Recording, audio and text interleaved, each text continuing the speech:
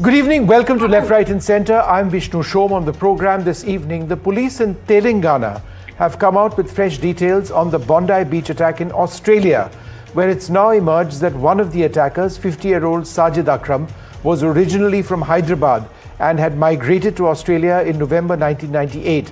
His Australia-born son, Naveed Akram, who was also involved in the attack, in which 15 innocent people were shot dead, was a naturalised Australian citizen. Sajid, the father, held an Indian passport per the Telangana police. Australian authorities have declared that this was a terrorist attack, with reports confirming that the pair were inspired by ISIS ideology. Relatives in India report limited contact over 27 years, with Sajid visiting 6 times, mainly for family matters. They express no knowledge of any radical mindset. They insist the radicalization had no connection to India or Telangana, where police confirmed no adverse record against him before 1998. Investigators in Australia did find homemade ISIS flags and improvised explosive devices in their vehicle, with the younger Akram having once been under the scanner in Australia, but he was let off. This underscores the persistent threat of ISIS-inspired online radicalization.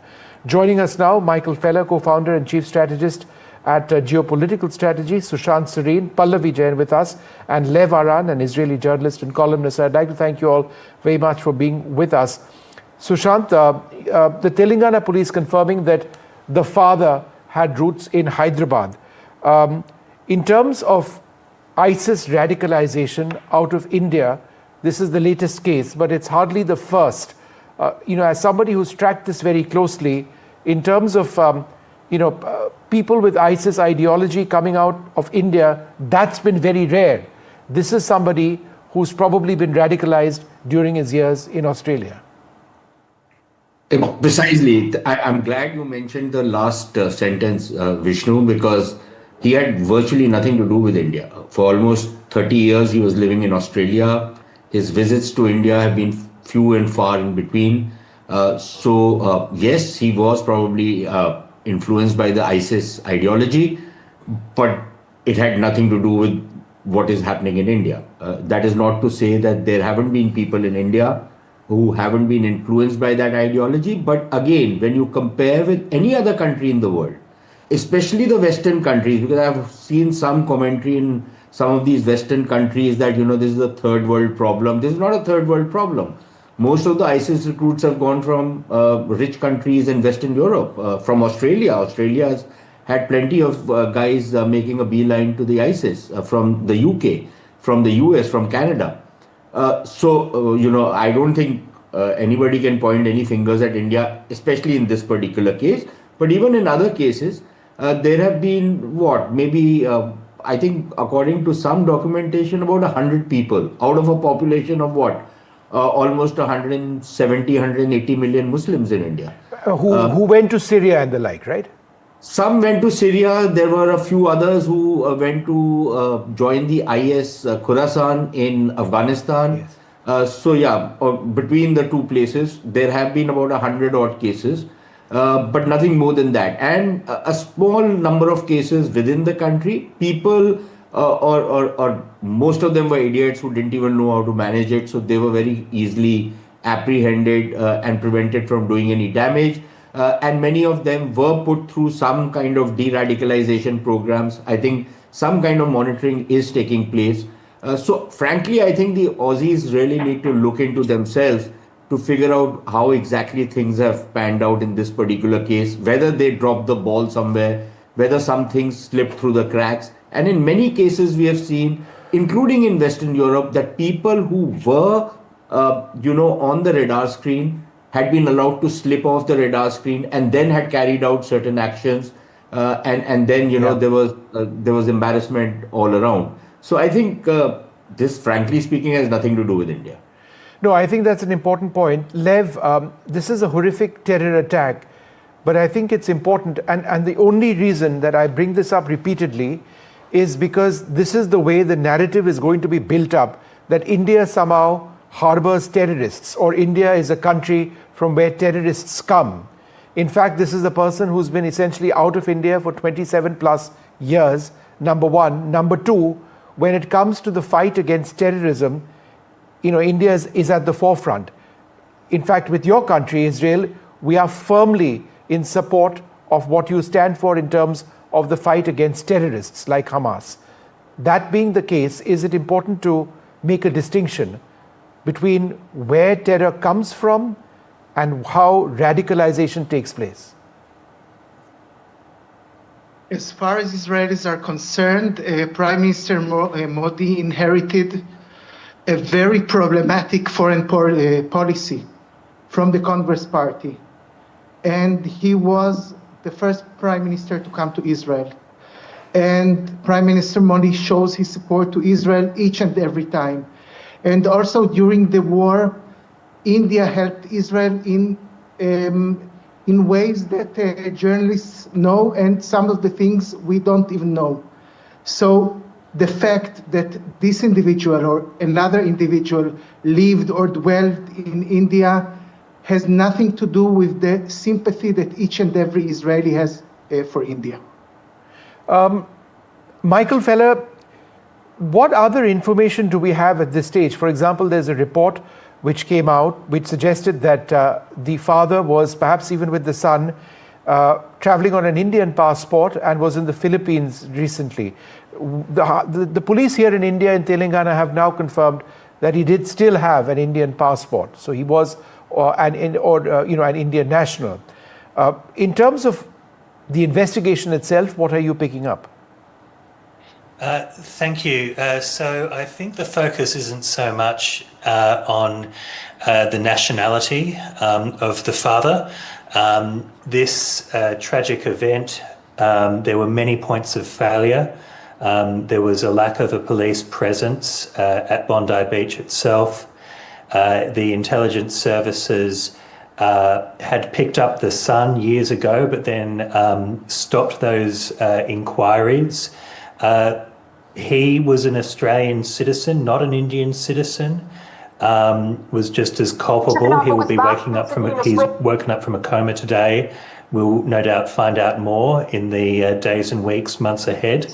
But from Australia's perspective, the debate isn't so much on where the alleged gunmen came from. It was the failing of the police, the security services and the government. Australia has had a massive problem, not just with Islamist terrorism, but more pertinently since October 7, 2023, Sure. a problem of anti-Semitism. And this is a wider picture that Australia needs to grapple with. Mr. Feller, just one point. India doesn't have a policy of dual citizenship. That being the case, and with the police over here saying that he had an Indian passport, in fact, I'll quote that sentence, Sajid Akram carries an Indian passport as on date, and his son Naveed Akram and daughter were born in Australia and are Australian citizens. Therefore, this man's citizenship is Indian. Are you suggesting that he may have had more than one passport? We don't know. I don't know for sure. And there will be details which will be debated and not known for some time yet. In terms of anything else, because the little information we have so far is that there were ISIS flags, there were improvised explosive devices which were found in a vehicle. There is a little bit of information on the radicalization, particularly of the son who's been killed. Could you share any other details that you may have on this father-son duo? Were they lone wolf attackers or were they part of a larger module? Frankly, Vishnu, we don't know too much right now. Till yesterday, we were all thinking that this guy is probably from Pakistan, which has a track record of these kind of characters going to other countries and carrying out these kind of actions. So we really don't know much. We don't know how they've got radicalized. Was it some local preacher or some local network which was getting into their heads, or what snapped in them? That is one. Second, I agree with what the gentleman earlier was saying. We've seen, and not just in Australia, but even in other countries, there has, over the last 2 years or so, since October 7, there has been this culture of impunity, almost permissiveness, that you can actually laud terrorist groups, you can identify with terrorist groups, You can hail them, you can sloganeer in their favor, albeit with some dog whistles. You can say that I'm not anti-Jewish, I'm anti-Zionist, and frankly, we know that that's again a dog whistle, to say I'm anti-Zionist, not anti-Jewish. But anti-Semitism has made a comeback of the sorts, and I might be exaggerating, but perhaps maybe after the Second World War, Yeah. we've seen a massive spike in that. And governments in Western countries, under this completely disingenuous excuse that we believe in freedom of speech and expression. Damn it, it's not freedom of speech and expression when you are hailing terrorists, or when you are hailing mass murder, or when you are calling for the extermination of a community and you are shouting out from the rooftops to gas the Jews. That's not freedom of speech. And frankly, it's not just about Jews. When you see these fellows in Canada and in other countries, including in Australia, talk about Hindus, for example, and they say, kill Modi, politics. Kill India, politics. Yeah, that's not freedom of speech. that. That's a threat by terrorists. And these it happens in countries- Canada all the time. I take your point completely on that. This isn't freedom of speech at all, right? That's out of the question if you're threatening somebody's life. Dr. Josh Roos joins us from Deakin University, Melbourne. Thanks, Dr. Roos, very much for being with us. From the video which emerged, it did seem that the son in particular was fairly well versed in the use of that rifle. There were 6 rifles apparently which were registered in their names. Do we have any further detail on how they managed to get these guns? Was it legal to procure that many weapons? Do we know anything about their training to use these weapons? The fact that they had explosives with them as well? Yeah, good evening. Look, in the last 24 hours, a fair bit of information has come to light. In terms of access to the firearms, we know that in Australia, once you go and get a gun licence and you go through the checks, you can accumulate a number of weapons, far more than the 6 that this individual possessed. However, it appears that there was some sort of failing in the background check itself. Police can knock on the door and check that those weapons are secure at any time. But what they haven't appeared to be doing is checking the acquaintances of this individual, and that calls for a much wider set of reforms around who's able to access those weapons. More broadly speaking to the training, it's come out that these individuals have spent time recently in the Philippines, allegedly at an Islamic State camp, and effectively a boot camp for terrorists, where you can go and learn not only basic weapon skills, and that was pretty evident on the day. Not only could they handle those weapons, but they were taking tactical advantage of high ground, moving forward and undercovering fire and so on. But they also had IEDs on them, which they may well have learned how to make, albeit not deploy, in the Philippines. Lev Aran, in the context of what we are seeing in Israel now, or in West Asia now, the battle with Hamas, which is almost over, and the persistent attacks which have taken place in that war on both sides, are members of the Jewish community around the world much more vulnerable now to lone wolf attacks, that they are vulnerable when they travel outside Israel? They may not be from Israel at all. Is that a concern? I believe that this is what Netanyahu said right after the terror attack, that this euphemism, this double speak, that the global intifada is some kind of a cure to 2 peaceful nations, one Palestinian, one Israeli. This is a mythology. It is not what they mean when they say global intifada. What they mean when they say global intifada, according to Netanyahu, is exactly what happened in Australia. And now that we have a ceasefire in Gaza, again, Gaza is not fully peaceful, but still we have a formal ceasefire there.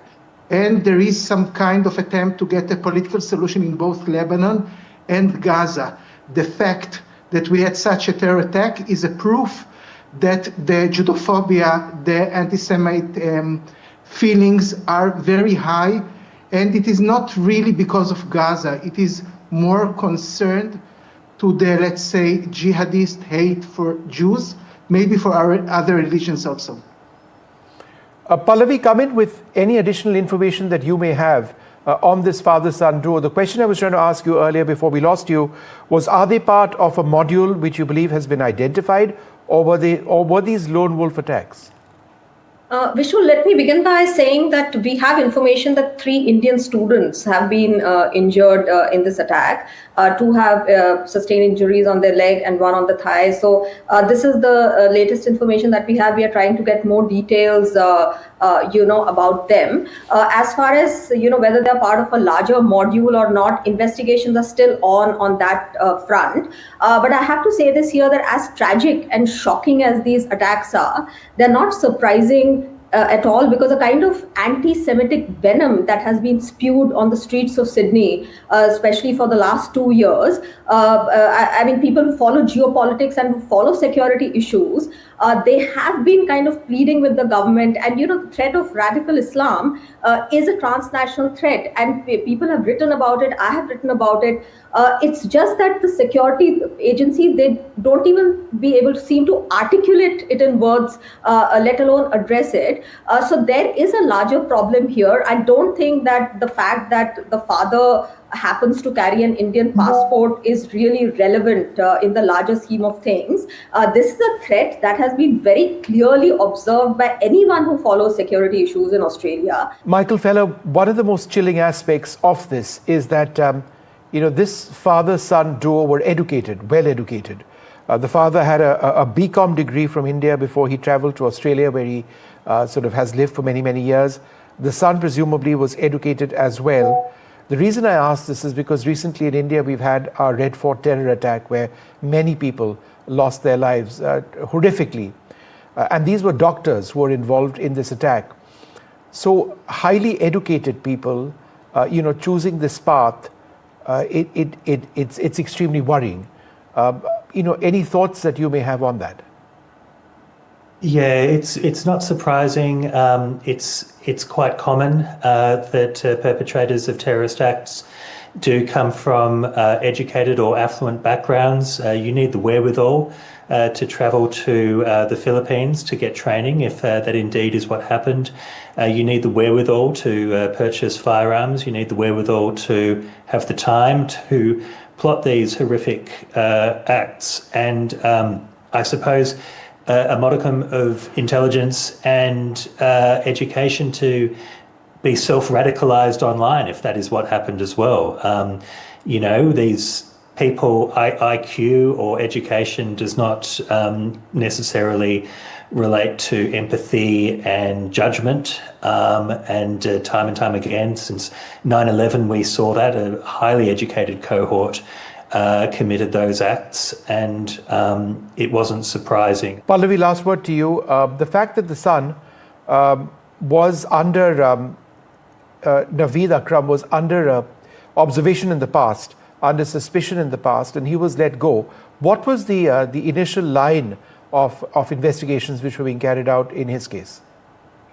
Well, that is what has come as another surprise, that that there were links that showed in 2019 his name came up with regards to another investigation, and it's also surprising that even though his name came up and he was kind of sort of let off, his father had registered arms. 5 or 6 guns he had, which were registered to him. And Australia, unlike America, is strict on gun laws. Like, you just can't go and buy a gun in Australia. So that is also a point of concern. And I would agree with all the other panelists that when we talk about radicalization, obviously the vast majority of Australian Muslims are hardworking, decent people who reject this kind of ideology. But it's just that in order to treat something, you need to be able to address it and call a spade a spade.